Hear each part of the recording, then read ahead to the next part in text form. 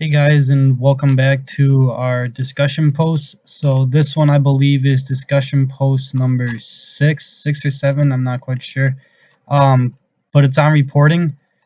So again, I took the same approach that we've taken, or I've taken basically the entire year, and that's to use the labs and the real-time data that we're given to kind of put what the book has to say in more realistic terms and how I can actually connect it one on one and stuff like that.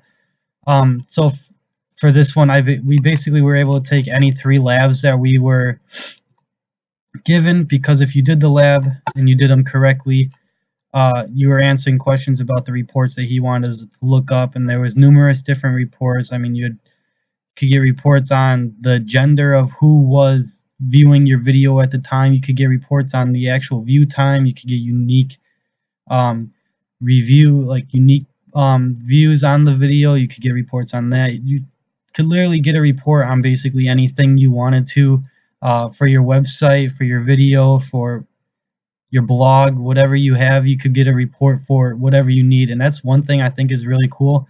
I definitely could see how that would be able to help you out in the future, because say your website is underperforming, you'd be able to go through and you could get like 10 or more different reports in certain areas and say, well, all right, our website is getting only 100 views, but 95 of the views are coming out of a male perspective. We would be able to go back and be like, how can we contour to a more female approach, and that way we can get more females to come to our website, and if we have more females coming, they bring more friends and stuff like that.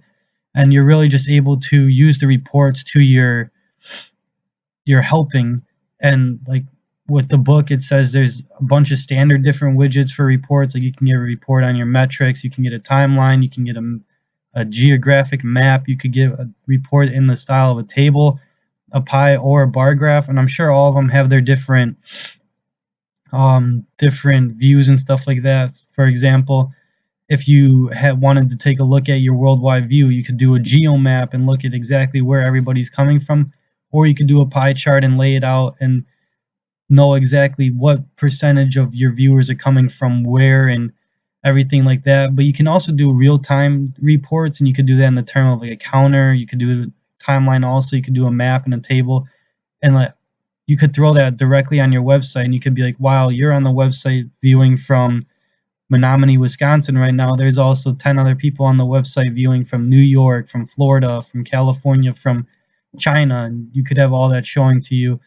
I just think that's a really cool thing. It's one more thing you could add to your website if you need something to um, make it more interesting for your viewers. You could throw on a bunch of real-time reports for them to look at. The reports help you in your everyday life. You can use them to with your boss. If you're in a meeting, you have to use reports almost all the time. So I think it's really important that you can use something like Google Analytics, and you can go into your dashboard and you can just pull up a list of reports, and every report has its own meaning and what it's going to do to help you out for your business.